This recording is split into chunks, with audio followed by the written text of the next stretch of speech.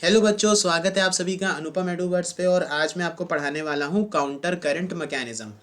तो आपकी एनसीईआरटी में जो हेडिंग दी गई है बेटा, वो दी गई है मैकेनिज्म ऑफ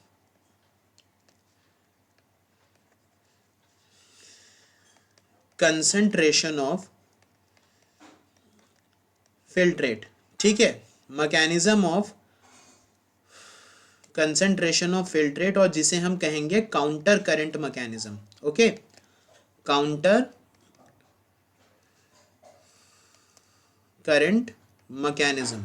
ठीक है, चलिए।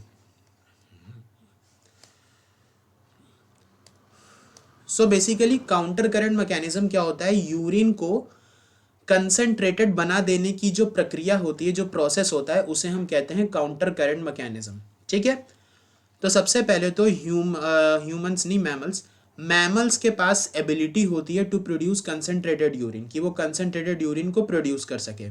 Mammals have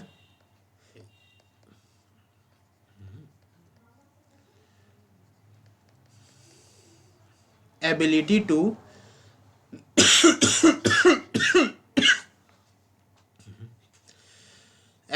produce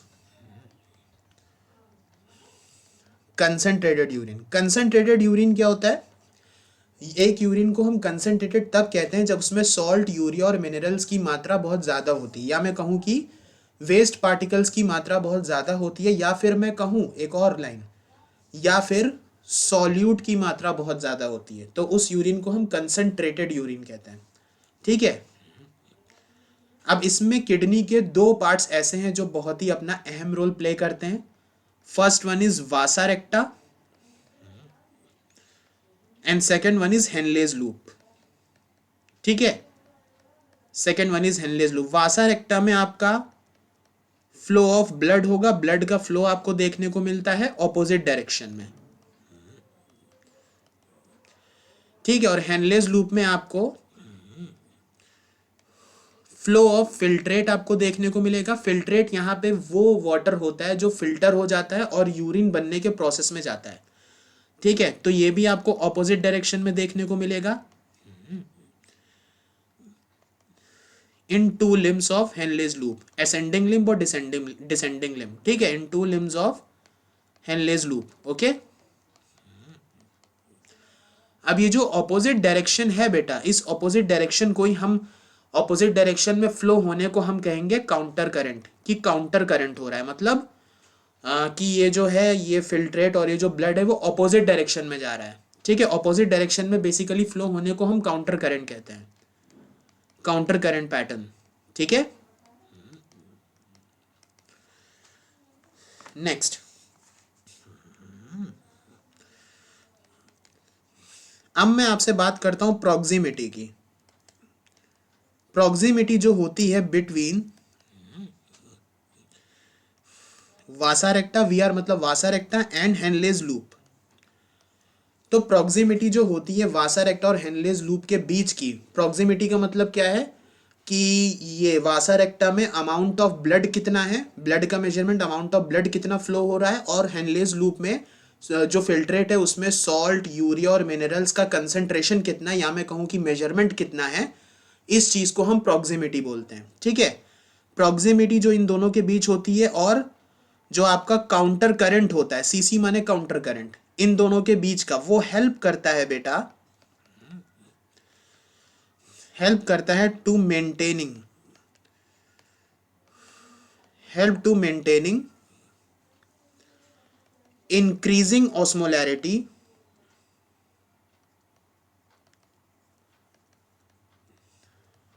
towards inner medullary interstitium. ठीक है, इनर मेडुलरी इंटरस्टिशियम। ठीक है, तो ये हेल्प करता है बढ़ती हुई ऑस्मोलैरिटी को संभालने के लिए, मेंटेन करने के लिए, जो कि होती है किसकी तरफ? इनर मेडुलरी इंटरस्टिशियम की तरफ होती है। इनर मेडुलरी इंटरस्टिशियम क्या होता है? This is a type of tissue space, एक स्पेस है रेनल मेडुला के आसपास जिसमें टिश्यू ढेर सारा होता है, उसे हम इनर मेडुलरी इंटरस्टिशियम बोलते हैं। ठीक, आई होप आपको इतना क्लियर हुआ होगा। और इसकी जो रेंज होती है वो होती है 300 मिली ऑस्मोल पर लीटर से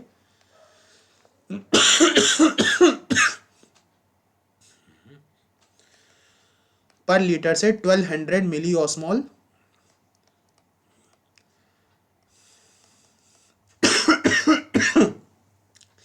300 मिली ऑस्मॉल पर लीटर से 1200 मिली ऑस्मॉल पर लीटर तक इसकी रेंज होती है बेटा। ठीक, क्लियर इतना? चलिए, अभी जो ग्रेडियंट है ना, ये जो ग्रेडियंट है आपका, ग्रेडियंट यहाँ पे जो वैल्यूज मैंने लिखी ना, इसको मैं ग्रेडियंट बोल रहा हूँ। 300 टू 1200। अच्छा, 300 ये जो होती है ना, कॉर्टेक्स में आपको देखने को मिलती है, और ये आपका इनर मेडुला में देखने को मिलेगा।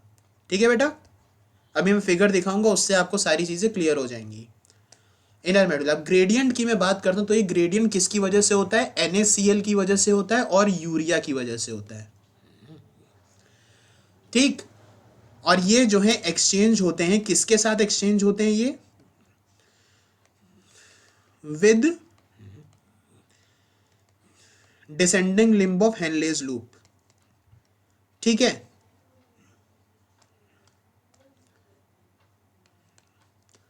Descending limb of Henle's loop के साथ ये एक्सचेंज होते रहते हैं। ठीक है, ये जो NaCl और यूरिया होते हैं। फिर NaCl क्या करता है बेटा? NaCl क्या करता है? इट वॉज रिटर्न बैक, ये वापस चला जाता है टू द इंटरस्टिशियम, वही टिश्यू स्पेस। ठीक है, टू द इंटरस्टिशियम वापस चला जाता है। कहां से? किसके द्वारा? असेंडिंग पोर्शन के द्वारा, बाय असेंडिंग पोर्शन है ascending limb, ascending limb of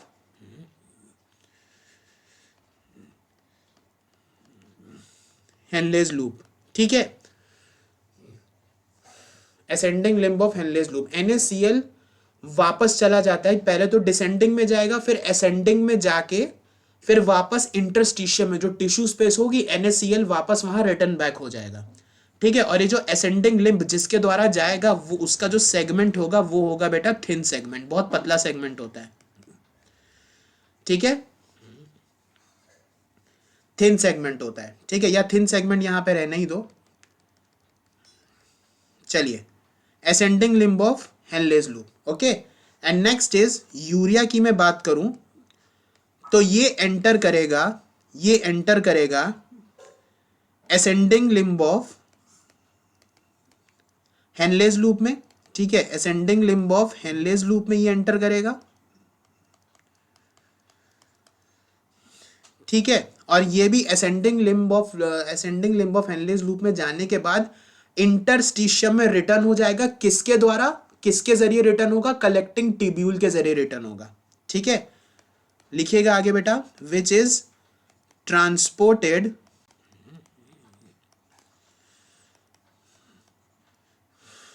back to interstitium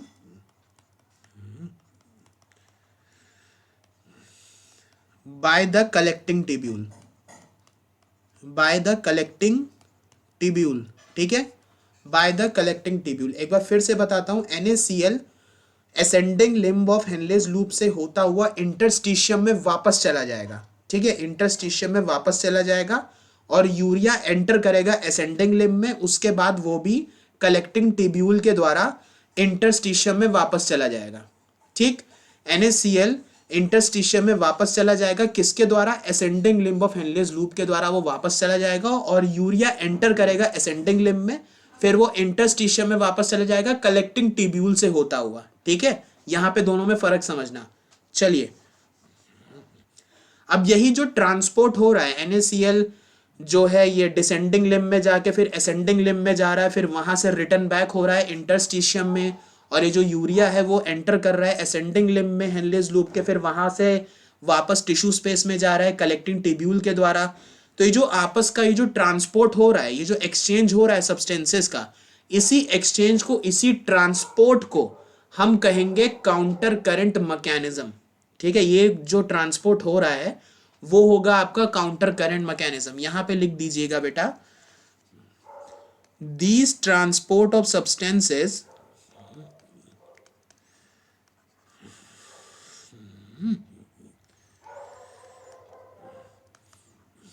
these transport of substances is called counter current CC mechanism लिख रहा हूं शॉर्ट में, ठीक है, काउंटर करंट मैकेनिज्म, ठीक है, counter current mechanism.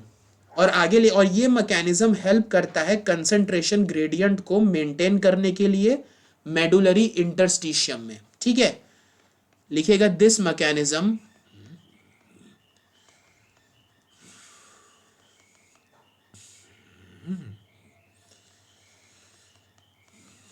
will help to maintain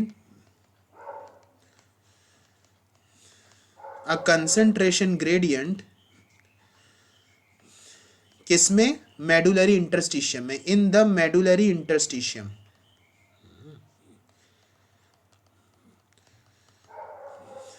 ठीक है जी, मेडुलरी इंटरस्टिशियम। चलिए नेक्स्ट पॉइंट आप लिखिएगा, उसके बाद मैं आपको फिगर पे लेके चलूंगा, सारी चीजें फिगर से रिलेट करके बताऊंगा बेटा। नेक्स्ट इज इंटरस्टिशियल जो ग्रेडियंट होता है,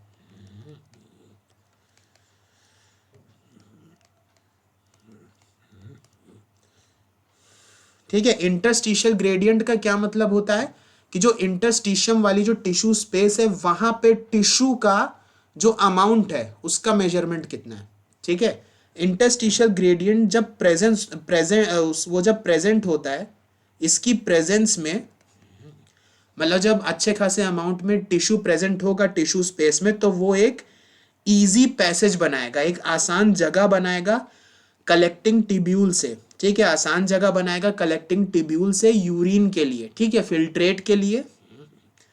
और जब ये होगा ना, तो इसी की वजह से, इस इजी पैसेज की वजह से, इंटरस्टिशियल ग्रेडियंट की प्रेजेंस में जो इजी पैसेज बनेगा, जो इजी पैसेज बनेगा वेस्ट के लिए, जो पूरे जो वेस्ट है यहाँ पे फिल्ट्रेट में जो पूरा वेस्ट है, पूरे वेस्ट के लिए जो इजी जगह बनेगी, उसी की वजह से यूरिन कंसंट्रेटेड हो जाएगा, ठीक है। आइए इस पॉइंट को लिख लीजिए, इंटरस्टिशियल ग्रेडियंट की प्रेजेंस में help in an easy passage, easy passage बना लेगा, इजी जगह बनाएगा,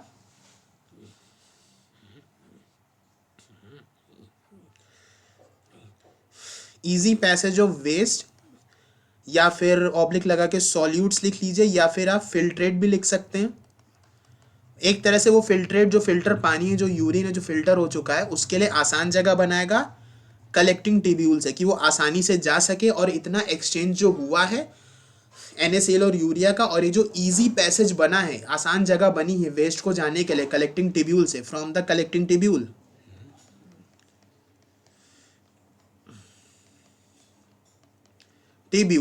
तो इसी की वजह से क्या होगा, यूरिन कंसंट्रेटेड हो जाएगा, सॉल्ट की, यूरिया की और मिनरल्स की मात्रा बढ़ जाएगी।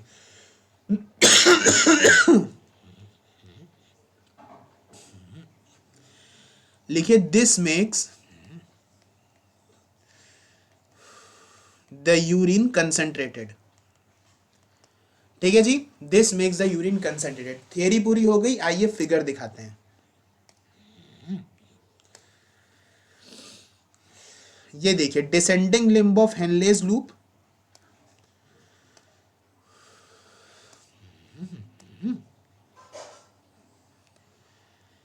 इसको मैं इधर कर देता हूं बेटा, आप मेरा चेहरा आप लोग देख नहीं पा रहे होंगे।